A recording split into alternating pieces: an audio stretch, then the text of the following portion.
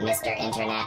Tonight's guest is blogger, novelist, and world-renowned expert on what white people like, Mr. Chris Landers. Chris? The cool thing about the internet is things flourish there that you can't possibly envision succeeding in any other form of media.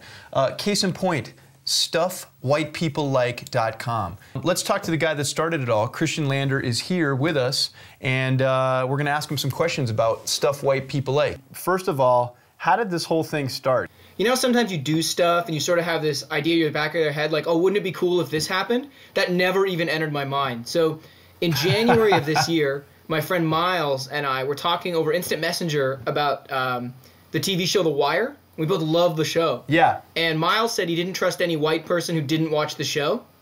Then we started saying, well, what are white people doing instead of watching The Wire? And we came up with things like they're going to therapy, they're going to plays, they're getting divorced. And I said, all right, that's it. It's time to start a blog. So just went to WordPress, like literally a million other people, just typed in stuffwhitepeoplelike.wordpress.com and just started typing.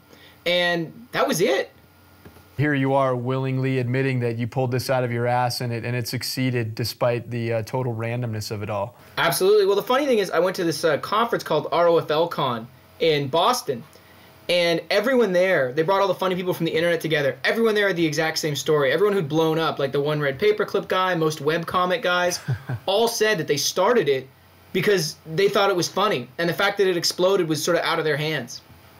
I've always found that the stuff that is the funniest, it's not because of how it's said or how it's expressed, it's because of how true it is. The obvious stuff like Coffee and Indie Rock and Wrigley Field, all super funny, but to me it goes to another level of hilarity when you really get insightful and deep, like why do white people like awareness?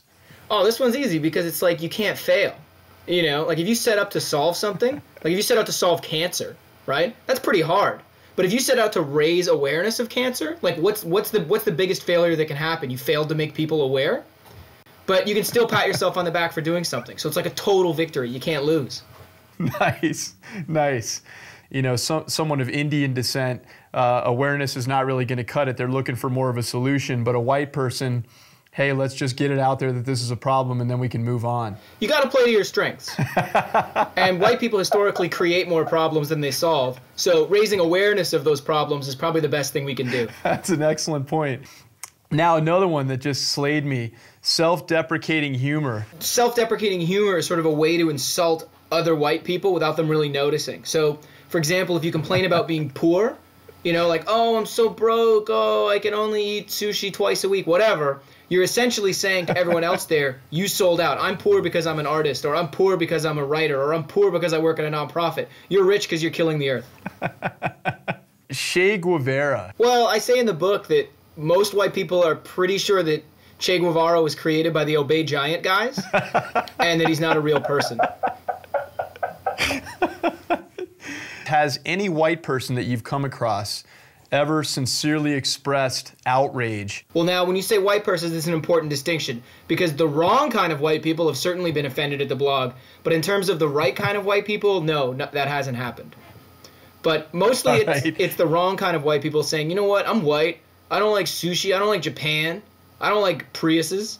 This doesn't describe me at all. This is racist. And I always love that because my favorite response is, so when someone makes a generalization about your race that doesn't apply to you, you get offended. Okay, I think there's a few guys out there, like, say, an Asian dude who's bad at math who might be able to relate. Can you envision a million white man march on Washington in response to anything you've written? Isn't every day a white man march in Washington? Yeah, except they hand out $700 billion at this Million Man March instead of arrests. Now, you're Canadian. What do you say to those who have said that Canada is nothing more than America's hat? You know, that's a legitimate thing to say, but it's a hat with free health insurance and less class warfare and public schools that work. So, you know, it's a nice hat. Is there a self-loathing in the average white guy that you're tapping into? Yeah, there's no doubt about it. Like, ask any white guy who looks like a hipster if he hates hipsters, and what's he going to say? Yeah, I hate him so much. Like, fundamentally, white people are set up to hate other white people. They even hate the white people who are exactly like them. And then there's the self-loathing of their histories, of their great-grandparents. I mean, self-loathing is like very, very important. I hear that this is now a best-selling New York Times book. And obviously, there's the Conan O'Brien interview.